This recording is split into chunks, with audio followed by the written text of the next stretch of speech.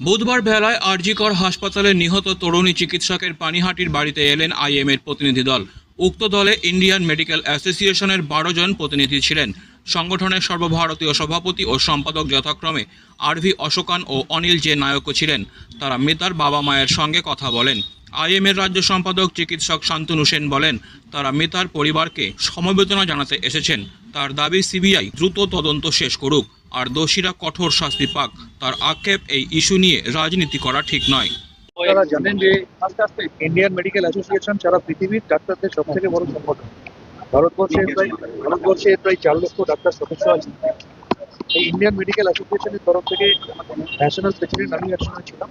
বর্তমানে national president doctor RV Asokan, তিনি কেরালার বাসিন্দা, এবং সেক্রেটারি ডক্টর অনিল নায়েক, তিনি গুজরাটের বাসিন্দা, এবং আরেকজন প্রাক্তন সর্বভারতীয় সভাপতি ডক্টর জে জয়লাল, তিনি তামিলনাড়ুর বাসিন্দা। তারা আজকে মূলত এসেছিলেন এই পরিবারের প্রতি তাদের সমবেদনা জানাতে, সলিডারিটি জানাতে। এবং ন্যাশনাল প্রেসিডেন্ট এবং সেক্রেটারি এসে পরিবারের সাথে কথা বলেছেন। যিনি আমাদের ছেড়ে চলে গেছে, সেই আমাদের কন্যা সভা, আমাদের ভর্তি সভা, সেই চিকিৎসকের মা বাবার সাথে কথা বলেছেন এবং কথা বলে তাদের কি ওপিনিয়ন সেটা জেনেছেন। এরপরে ওনারা প্রেস ক্লাবে 3:45-র সময় অফিসিয়াল আইএমএ প্রেস কনফারেন্স করবেন। দেখুন, আমরা একটা কথা বললাম যে আমরা দেখেছি এই ঘটনা ঘটার পর আমাদের এই রাজ্যের মুখ্যমন্ত্রী নিজে ফাস্ট ট্র্যাক কোর্টে শাস্তির চেয়ে ফাঁসির কথা বলেছেন। তিনি নিজে বলেছিলেন রোববার অবধি, তাহলে সিবিআই তারাই দেবেন। পরবর্তী ক্ষেত্রে উচ্চতর হাইকোর্ট গতকাল সিবিআই দিয়েছে। আমরা সবাই চাই যে দ্রুত তদন্ত শেষ হোক, দোষীরা চিহ্নিত হোক। আমারও তো সিবিআই চেয়েছে। অভিষেক বন্দ্যোপাধ্যায় বলেছেন কঠোর শাস্তি, যেই থাকুক তার পিছনে তাকে কেউ হিয়াত পাবে। আমরা একদম দাবি করছি এর পিছনে, এতে যারা যারা যুক্ত এবং সেই দোষীদের পিছনে মদতদাতা যদি কেউ থেকে থাকে তাদেরও চিহ্নিত করতে হবে। এটা এমন একটা ইস্যু যে ইস্যুতে ভারতবর্ষের 140 কোটি মানুষ থেকে শুরু করে আমার রাজ্যের মুখ্যমন্ত্রী থেকে শুরু করে আমি নিজে এবং আমাদের চিকিৎসক সংগঠনের সবাই বলছি একই কথা, প্রত্যেকটা দোষীকে চিহ্নিত করতে হবে এবং দোষীদের পিছনে মদতদাতা কারা আছে, কেউ যদি যুক্ত থাকে তাদেরকে চিহ্নিত করে। ন্যাশনাল প্রেসিডেন্ট অভিযোগ থাকছেন যে বাড়ির লোকজনের থেকে তারা জানতে পেরেছেন যে ইনস্টিটিউশনের ভূমিকা ঠিক ছিল না, অর্থাৎ প্রিন্সিপাল এবং ডেপুটি সুপার যিনি ফোন করে বলেছিলেন যে উনি সুইসাইড করেছেন। এই ব্যাপারে আপনি কি বলবেন? দেখুন, এটা ওনার মনে হয়েছে যে এই ঘটনাটা ঘটেছে ওনাদের কথা অনুযায়ী রাত্রিবেলা ওনারা ফোন পেয়েছে 10:53-র সময়, এবং ওনাদের বক্তব্য সেই সময় একজন লেডি অ্যাসিস্ট্যান্ট সুপার ফোন করেছিলেন। ফোন করে ওনাদের যেটা মনে হয়েছে আরো বেশি সিম্প্যাথেটিক্যালি বলা যেত। প্লাস প্রিন্সিপালের সম্বন্ধে উনি বলছেন যে তারপর উনি প্রিন্সিপালের সাথে যোগাযোগ করার চেষ্টা করেছিলেন। প্রিন্সিপাল ওনাদের সাথে কথা বলেননি, বলেছিলেন যে আমার অফিসে এলে তবে কথা বলবো। এবং একজন পরিবার যে মা বাবা যার সন্তানকে হারিয়েছে, তার জায়গায় তখন সেই মুহূর্তে তার সন্তানকে আমরা ফিরিয়ে না দিতে পারি, অন্তত একটু সহানুভূতি, সমমর্মিতা, এইটুকু তো আমাদের সকলেরই তার পাশে থাকা উচিত, তাই সেটা জানানো উচিত।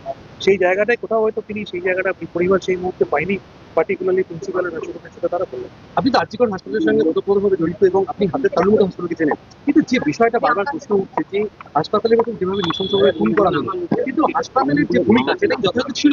প্রিন্সিপাল বা সুপার তারা তো কোনো আইনগত পদক্ষেপ নেয়নি এই বিষয়টি আমাদের রাজ্য সরকার, আমাদের পুলিশ প্রশাসন তদন্ত করছিল, এখন সিবিআই তদন্তে আছে।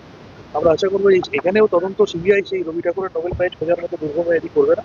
আশা করবো এটা দ্রুততার সাথে তদন্ত শেষ করে নথিদের চিহ্নিত করে ব্যক্তি দেবে।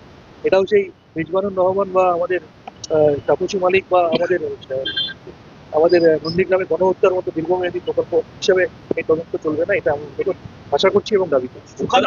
সুখেন্দু শেখর রায় রাত পাহারায় করছেন, কি বলবেন? একটা মেয়ের বাবা, তার একটা ছোট নাতনি আছে।